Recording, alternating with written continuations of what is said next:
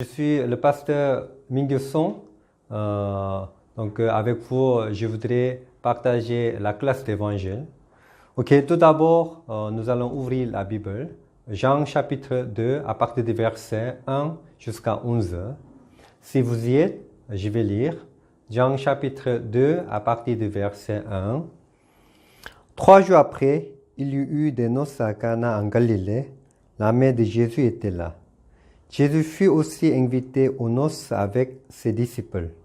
Le vin ayant manqué, la mère de Jésus lui dit, « Ils n'ont plus de vin. » Jésus lui répondit, « Femme, qu'y a-t-il entre moi et toi?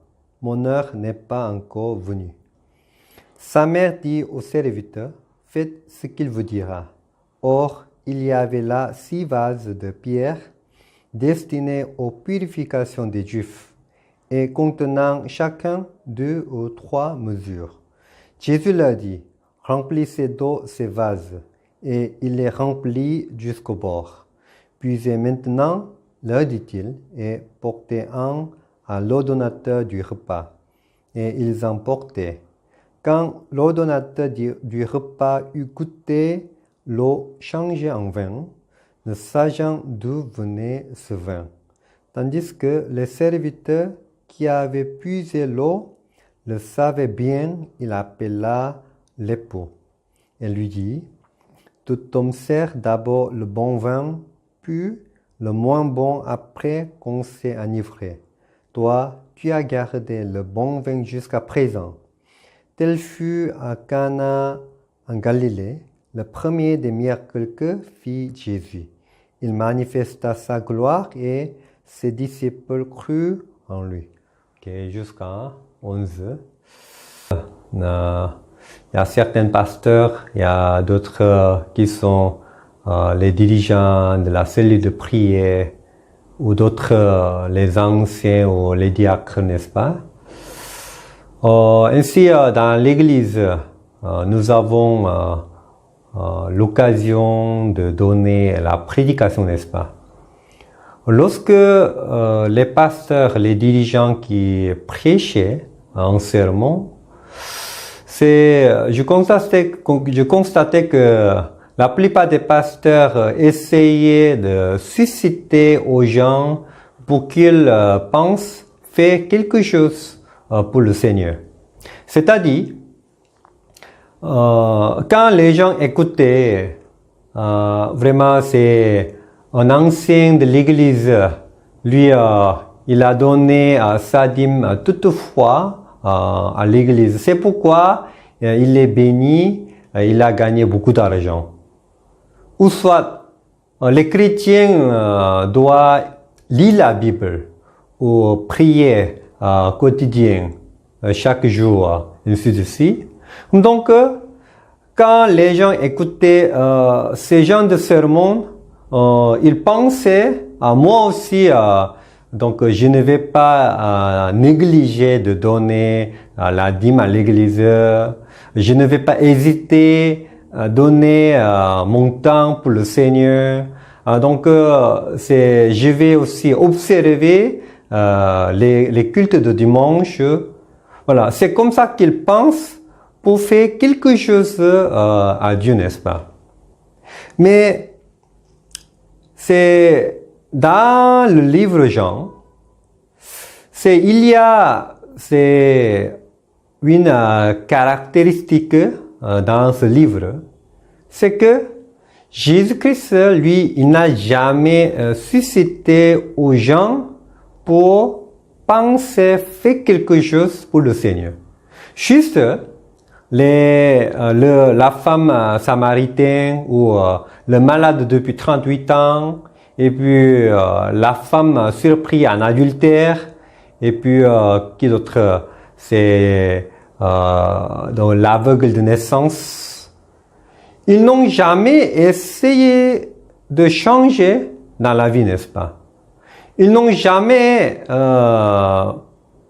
comment dirais-je, ils n'ont jamais pensé pour faire quelque chose. Mais juste en faisant l'entretien avec Jésus-Christ, nous avons constaté qu'ils ont trouvé un grand changement dans la vie, n'est-ce pas?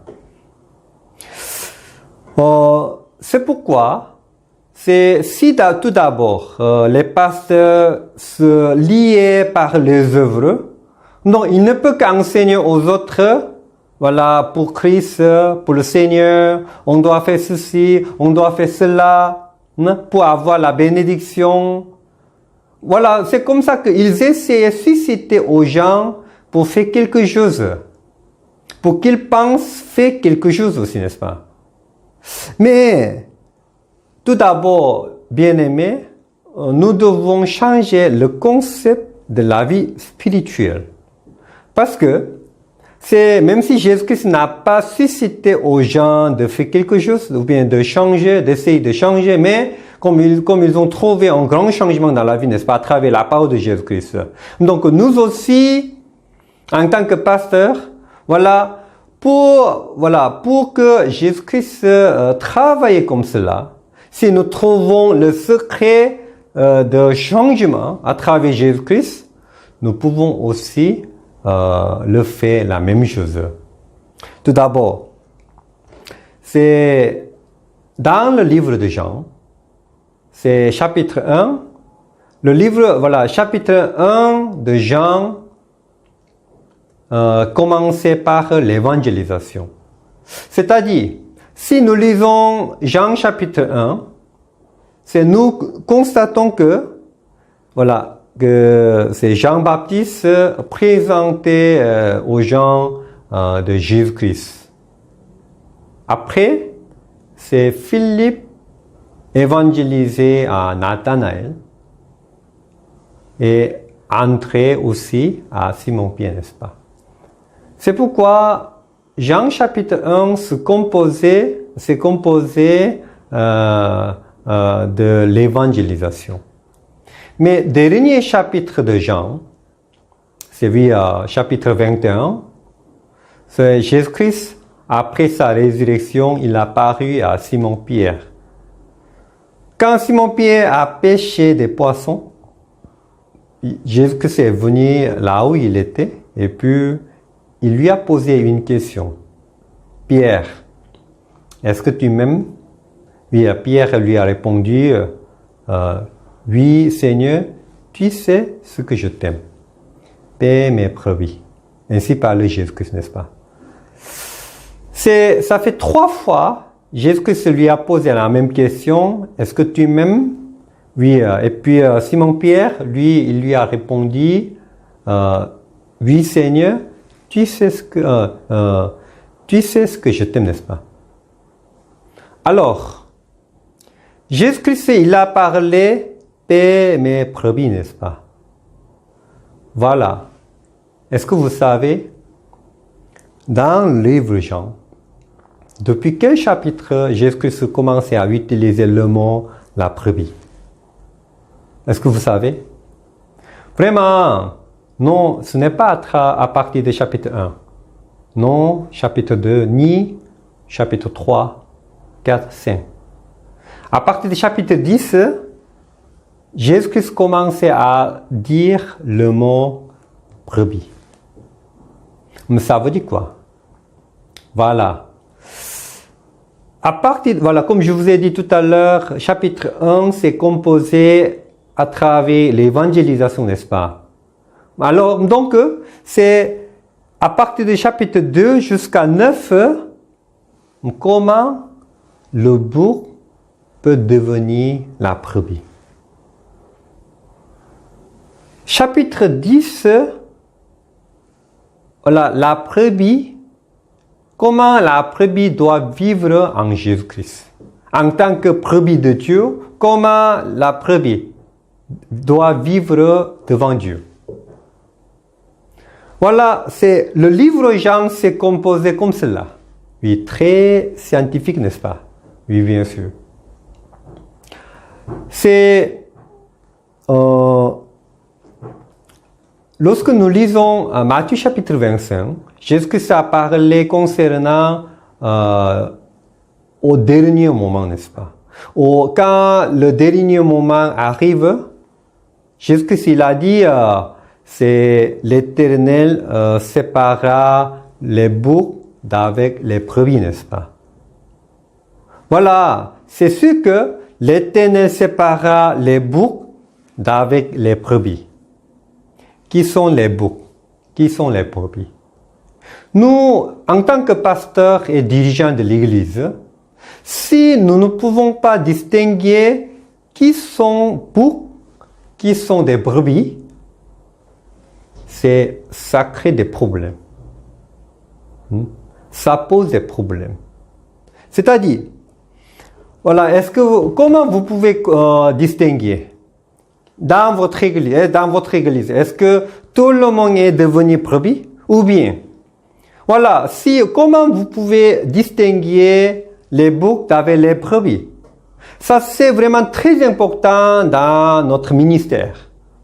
Parce que si nous conduisons quelqu'un au paradis, oui, bien sûr, la récompense qui nous attendra, n'est-ce pas? Qui nous attendra, n'est-ce pas? Mais si on conduit les gens en enfer, la punition nous atteindra, n'est-ce pas? Ainsi, est-ce que vous ne distinguez pas par les œuvres? Si les gens qui viennent, les gens observer les cultes de l'église, lui il est brebis. D'autres qui donnaient la dîme, l'offrande bien, lui il est brebis. D'autres qui priaient sincèrement, et d'autres qui parlaient la langue, et ainsi de suite. Donc vous dites, lui il est brebis de Dieu. Est-ce que vous ne distinguez pas comme cela? Est-ce que c'est vrai? Est-ce que c'est biblique? Ou bien, d'autres disent, pasteur, ceux qui ont accepté Jésus-Christ, ils sont brebis de Dieu. Voilà, certaines me répondaient comme cela. Donc, ceux qui observaient les cultes de dimanche, ceux qui donnaient la dîme, l'offrande. Donc, est-ce qu'ils n'ont pas accepté Jésus-Christ? Ils disent qu'ils ont accepté Jésus-Christ, n'est-ce pas? Ils disent qu'ils sont croyants, n'est-ce pas? Mais vraiment, c'est à travers la parole de Dieu. Nous devons apprendre cela parce que c'est très important. On va voir Matthieu chapitre 7. Matthieu chapitre 7. Ok, à partir du verset 16, je vais lire. Matthieu chapitre 7, à partir du verset 16, si vous êtes, je vais lire. Ok, Matthieu chapitre 7, verset 16. Vous les reconnaîtrez à leurs fruits. Cueille-t-on des raisins sur des épines ou des figues sur des chardons? Tout bon arbre porte de bons fruits, mais le mauvais arbre porte de mauvais fruits. Un bon arbre ne peut porter de mauvais fruits, ni un mauvais arbre porter de bons fruits. Tout arbre qui ne porte pas de bons fruits est coupé et jeté au feu. C'est donc à leurs fruits que vous les reconnaîtrez. Qu'est-ce que Jésus-Christ a dit? Dans cette parabole, il nous a dit qu'à travers leurs fruits, nous pouvons reconnaître c'est quel genre de l'arbre, n'est-ce pas? Oui, quel genre d'arbre, n'est-ce pas? Moi, je suis en Afrique. Ainsi, le manguier porte quel fruit? Ma question, c'est très compliqué, non, n'est-ce pas? Oui, bien sûr. Le manguier portait la mangue, n'est-ce pas? Mais le pommier portait, bien sûr, la pomme. Le bananier, bien sûr, la banane, n'est-ce pas? Est-ce que le manguier peut porter la pomme? C'est possible? C'est pas possible, n'est-ce pas? Si le manguier essayait de porter la pomme, bon, cette année, oui, il peut pas, mais l'année prochaine, est-ce que le manguier essayait de porter avec son effort, avec le zèle, est-ce que le manguier peut porter la pomme l'année prochaine? Non, impossible. Un fruitier portait qu'un seul fruit, n'est-ce pas? Oui. La mangue, voilà, le manguier depuis la naissance jusqu'à la mort, n'est-ce pas? Oui. Toute sa vie, il portait qu'un seul fruit, la mangue, n'est-ce pas? Alors, à travers cette parole, voilà, nous allons apprendre, nous sommes quel arbre? Nous sommes bon arbre ou mauvais arbre? Des fois, vous portez bon fruit, des fois, vous portez mauvais fruit. C'est-à-dire, des fois, vous faites le bien, des fois, vous faites le mal. Est-ce que c'est possible? Est-ce que c'est possible de faire les deux choses, des fois le bien, des fois le mal? Voilà, nous voulons porter le bon fruit. Nous voulons faire le bien, n'est-ce pas? Oui, ça c'est tout le monde veut faire le bien, tout le monde ne veut pas faire le mal, n'est-ce pas? Oui, tout à fait. Mais, le vouloir n'est pas le pouvoir. On va voir, c'est Jérémie chapitre 13. Okay. Après ici, nous allons le tourner à Matthieu chapitre 7. Okay. Jérémie chapitre 13. Jérémie 13, verset 23. Je vais lire. Un Éthiopien peut-il changer sa peau et un léopard ses taches? De même, pourriez-vous faire le bien, vous qui êtes accoutumés à faire le mal? Dans cette parole, un Éthiopien peut-il changer sa peau? Ok. Est-ce que c'est possible? Un Éthiopien peut changer sa peau? Non, c'est pas possible. Un léopard peut-il changer ses taches? Est-ce que c'est possible? Non, c'est pas possible, n'est-ce pas? Alors, la Bible dit que de même, c'est-à-dire, si c'est possible, pourriez-vous faire le bien? Ça veut dire quoi?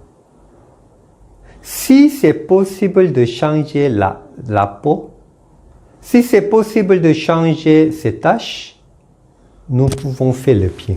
Ça veut dire, nous ne pouvons pas faire le bien. Parce que ça, c'est pas possible. Dans la Bible, vraiment, c'est, voilà, un bon arbre ne peut pas porter le mauvais fruit, n'est-ce pas? Nous portons quel fruit? Franchement, nous avons le vouloir de faire le bien. Nous avons le vouloir de porter le bon fruit. Mais nous n'avons pas de pouvoir de porter bon fruit. Nous n'avons pas de pouvoir de faire le bien. C'est écrit dans Romains chapitre 7 à partir du verset 18 jusqu'à 20, n'est-ce pas? Moi, je suis marié. Ainsi, j'ai une femme. Et puis j'ai 3 enfants. Quand j'étais célibataire, j'ai eu un vouloir d'être marié, c'est-à-dire d'avoir une femme. Mais dès que je me suis marié avec ma femme, maintenant dans mon cœur, le vouloir non plus, c'est disparu. Voilà, parmi vous, s'il y a des célibataires, voilà, dans votre cœur, vous avez le vouloir d'avoir une femme, n'est-ce pas? Vous avez le vouloir de faire le mariage. Pourquoi? Parce que vous êtes encore célibataire, n'est-ce pas? Mais dès que vous êtes marié, voilà, c'est le vouloir de faire le mariage, ça a arrêté, n'est-ce pas? C'est arrêté. Dans ce sens, un bon arbre ne peut pas porter le mauvais fruit, ni le mauvais arbre ne peut pas porter bon fruit. Ça veut dire, c'est un arbre, un fruitier portait qu'un seul fruit. Selon la parabole de Jésus-Christ, dans ce sens, il voulait nous enseigner que nous ne pouvons pas faire le bien. Mais comment vous avez pensé? On va retourner Matthieu chapitre 7. Ok. Matthieu chapitre 7, à partir voilà, verset 21. Ceux qui me disent, Seigneur, Seigneur, n'entrons pas tous dans le royaume des cieux, mais celui-là, celui qui fait la volonté de mon Père qui est dans les cieux. Vraiment, c'est Jésus-Christ, il a dit que, Seigneur, Seigneur, mais n'entrons pas tous. Parmi ceux qui disent Seigneur, Seigneur, mais ce n'est pas eux tous qui peuvent entrer au paradis.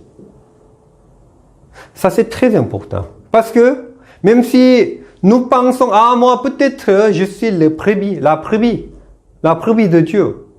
Mais au dernier moment, si nous ne sommes pas la brebis de Dieu, c'est très grave, n'est-ce pas? Hein? Mais puis, c'est déjà en retard, n'est-ce pas? Oui. Et puis, verset 22, plusieurs me diront en ce jour-là, Seigneur, Seigneur, n'avons-nous pas prophétisé par ton nom? N'avons-nous pas chassé des démons par ton nom? N'avons-nous pas fait beaucoup de miracles par ton nom, n'est-ce pas? C'est Seigneur, Seigneur, n'avons-nous pas prophétisé par ton nom? C'est-à-dire devant Jésus-Christ, ah Seigneur, j'ai prophétisé par ton nom. Ah, j'ai fait beaucoup de miracles par ton nom. Ah, j'ai chassé des démons par ton nom. Si c'est comme ça, normalement, il devait entrer au paradis, n'est-ce pas? Mais qu'est-ce que Jésus-Christ a dit? Jésus-Christ, voilà, verset 23, alors je leur dirai ouvertement, je ne vous ai jamais connu. Retirez-vous de moi. Je ne vous ai jamais connu. C'est-à-dire, Jésus-Christ, il a dit que, ah, moi, je ne vous connais pas. Retirez-vous de moi. Ils sont qui? Ils sont des brebis ou bien des boucs? Des boucs, n'est-ce pas? Oui. Ils ne sont pas devenus la brebis de Dieu. Voilà, ici, même s'ils ont prophétisé au nom de Jésus-Christ, même s'ils ont chassé des démons par le nom de Jésus-Christ, ils ont fait ils ont expérimenté beaucoup de miracles au nom de Jésus-Christ. Mais le problème, Jésus-Christ leur dit, je ne vous connais pas. Parce qu'ils ne sont pas devenus la brebis de Dieu. Bien-aimés.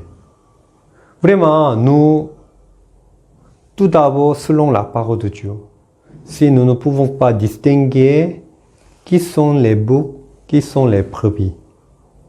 Voilà, si nous pouvons distinguer ça, donc ceux qui sont encore boucs, nous pouvons conduire à travers la parole de Dieu, c'est pour qu'ils puissent devenir brebis, n'est-ce pas? Voilà. Et puis, ceux qui sont déjà devenus les brebis, donc c'est un jour quand Jésus leur appelle, ils peuvent entrer au paradis, n'est-ce pas? Mais si nous ne pouvons pas distinguer à travers la parole de Dieu, mais seulement, donc il y a, des pasteurs qui se liaient par les œuvres, et puis ils distinguaient, ils séparaient selon les œuvres humaines, parce que lui, il vient à l'église bien, il observait la parole de Dieu, et puis il donnait la dîme et l'offrande, et puis il priait à la maison ou bien à l'église.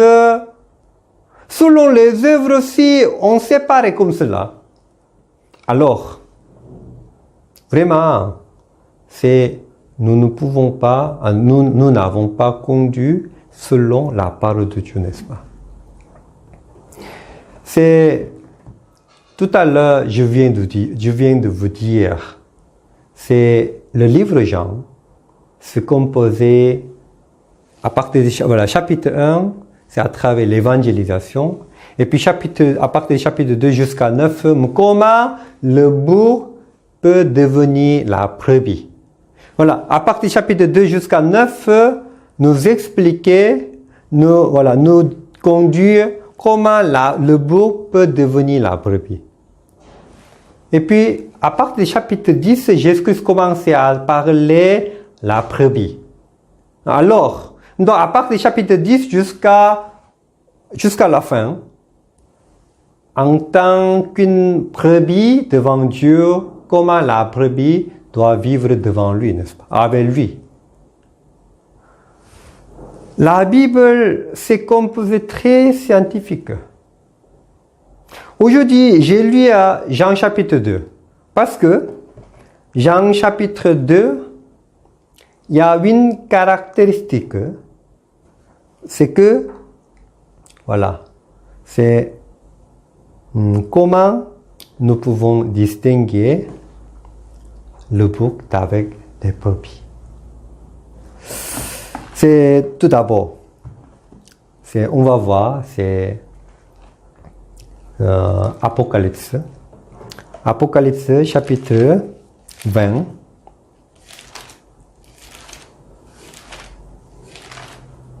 Apocalypse chapitre 20, à partir du verset 13. Apocalypse chapitre 20, verset 13. La mer rendit les morts qui étaient en elle. La mort et le séjour des morts rendit. Les morts qui étaient en eux, et chacun fut jugé selon ses œuvres. Et la mort et le séjour des morts furent jetés dans l'étang de feu. C'est la seconde mort, l'étang de feu. L'étang de feu, c'est l'enfer, n'est-ce pas? Verset 15. Quiconque ne fut pas trouvé écrit dans le livre de vie fut jeté dans l'étang de feu. Ça signifie quoi? Quiconque ne fut pas trouvé écrit dans le livre de vie fut jeté dans l'étang de feu. C'est dans l'enfer, n'est-ce pas? Alors, c'est tout le monde, la Bible dit que, c'est Hébreux chapitre 9, verset 27, c'est il est réservé de mourir une fois, n'est-ce pas? Après quoi vient le jugement, n'est-ce pas? Voilà, tout le monde meurt. Moi aussi, je meurs. Vous aussi, vous allez mourir après, n'est-ce pas? On ne sait pas, n'est-ce pas? Une date inconnue. Mais quand après la mort, nous serons devant Dieu, en ce moment, il y a un ange qui a le livre de vie, et puis l'Éternel demandera votre nom. Et quel est ton nom? Si, Seigneur, je m'appelle Benjamin. Hein? Ok, cherche son nom dans le livre de vie. Quand on cherche votre nom dans le livre de vie, mais si votre nom n'est pas trouvé écrit dans le livre de vie, c'est comment? Jeté dans les temps de feu. C'est écrit dans la Bible, n'est-ce pas, tel qu'il est. Bien-aimé, comment nous pouvons trouver notre nom? Notre nom est écrit dans le livre de vie ou non? Oui, on va voir. Philippiens chapitre 4, dans le Nouveau Testament. Philippiens chapitre 4, verset 3. Et toi aussi, fidèle collègue, oui, je te prie de les aider, elles qui ont combattu pour l'évangile avec moi et avec Clément et mes autres compagnons d'œuvre, dont les noms sont dans le livre de vie, n'est-ce pas? C'est-à-dire, la Bible dit que leurs noms sont dans le livre de vie. Mais comment nous pouvons trouver notre nom est écrit ou pas, n'est-ce pas? Voilà. C'est la réponse, c'est écrit dans Somme. Somme chapitre 69. Somme chapitre 69, verset 29. Somme 69, verset 29. Qu'ils soient effacés du livre de vie et qu'ils ne soient point inscrits avec les justes. Qu'est-ce que la Bible dit? La Bible dit que qu'ils ne soient point inscrits, c'est-à-dire écrits, avec les justes. Et bien sûr, même si vous êtes pasteur, même si vous êtes ancien, même si vous êtes les dirigeants de l'Église, mais si vous avez le péché, si vous êtes des pécheurs, avec le péché, c'est impossible de passer par la porte du paradis. Bien-aimé, vraiment, c'est avec le péché. Les pécheurs ne peuvent jamais aller au paradis. La Bible dit qu'il soit effacé du livre de vie, qu'il ne soit point inscrit avec les justes. Seulement les justes selon Dieu. Les justes peuvent entrer au paradis, mais les pécheurs ne peuvent pas aller au paradis.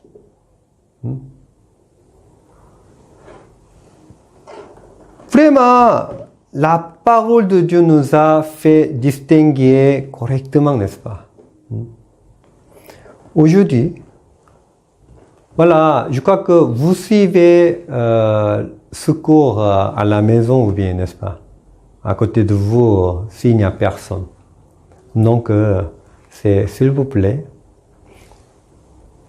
pendant cette période de s'élève devant la parole de Dieu. Donc, s'il vous plaît, c'est méditer pour votre âme. Vous laissez votre position. Vous laissez votre dignité, votre propre fierté, votre amour propre aussi. Tout d'abord, nous allons abandonner. Nous allons enlever l'habit que nous portons. Et puis nous allons tout laisser. Et puis, devant la parole de Dieu, ok, nous allons méditer pour notre esprit. Ainsi, vraiment, si vous trouvez le secret de la parole de Dieu, donc votre vie spirituelle aura changé. Voilà, ça sera changé. Si vous trouvez un changement dans la vie spirituelle, votre église, votre ministère, ça sera changé. Ainsi, ici, Jean chapitre 2, il y a deux maisons. La maison qui se trouve à Cana, en Galilée. Voilà, cette maison nous semblait une maison pitoyable. Oui, c'est le noce, n'est-ce pas? Il y a une manifestation, n'est-ce pas? Les gens viennent et puis s'amuser, n'est-ce pas? Voilà, jouer, causer. Et aussi Jésus-Christ, lui, il est là et puis il a travaillé. Il a changé l'eau en vin, n'est-ce pas? L'eau en vin. Là-bas, tout le monde sourit, n'est-ce pas? Et puis, à cause de Jésus-Christ, qui a changé l'eau en vin, après goûter ce vin, tout le monde s'est amusé, n'est-ce pas? Se réjouit, n'est-ce pas? Voilà, même si cette maison est petite, même si cette maison n'est pas luxe, en apparence, n'est-ce pas? Mais tout le monde est dans la joie. Mais ailleurs, le temple de Jérusalem, c'est un endroit religieux. C'est un endroit pour la prière. C'est un endroit, voilà, en apparence, c'est luxe. Voilà. Et puis, ça nous semblait un endroit pieux aussi, n'est-ce pas? Mais, quand Jésus-Christ est entré là-bas, lui, il n'a rien travaillé. Lui, il a fait quoi? Il a chassé. Il a chassé les gens qui échangeaient la monnaie. Et puis, là-bas, dans le temple de Dieu, dans le temple de Jérusalem, c'est un lieu pour la prière. Mais là-bas, les gens vendent les bœufs. Et puis, voilà, les animaux. Et puis, échanger la monnaie. Il y a trop de cris, trop de bruit, n'est-ce pas? Ainsi, voilà, Jésus-Christ ne pouvait pas travailler là-bas. Donc, il y a deux endroits, il y a deux maisons. C'est une maison en apparence pas luxe, pas grande, n'est-ce pas? Mais c'est là-bas c'est là où Jésus-Christ est et puis il a travaillé. L'autre côté, en apparence, c'est un endroit pieux qui nous semblait. C'est un endroit qui nous semblait pieux, religieux. C'est un endroit de prière, mais Jésus-Christ n'a rien travaillé. Aujourd'hui, ça c'est très important. Ainsi, notre apparence devant Dieu, ça c'est pas important. Franchement, c'est l'objectif de l'hôpital, c'est quoi? Quel est l'objectif de l'hôpital? Oui, c'est de soigner les malades, n'est-ce pas? Oui. En hôpital, dans un bâtiment très luxe, et puis à l'intérieur c'est très moderne, et puis très propre, les infirmières, elles sont très polies, et puis le médecin, lui, il est très gentil, à l'apparence. Mais le médecin ne sait pas comment soigner. L'autre hôpital, l'autre clinique, c'est petit et le bâtiment est très vieux et puis que l'infirmière est impolie, le médecin il est vieux et puis il n'est pas gentil, mais il soigne très bien. Vous préférez aller à quel hôpital? Bien sûr, c'est deuxième, n'est-ce pas? Parce que lorsque nous allons à l'hôpital, nous aussi, le but d'aller à l'hôpital, c'est quoi? Pour la guérison, n'est-ce pas? Pour avoir la guérison. Et si l'infirmière, elle est belle ou polie, bon, ça, oui, c'est un hôpital. Dans un hôpital, voilà, c'est le médecin, il soigne bien, et puis les infirmières, elles sont aussi polies et gentilles. Ici, c'est comme ça, les deux. Oui, c'est bon, mais bon, le bâtiment, la condition de bâtiment, et puis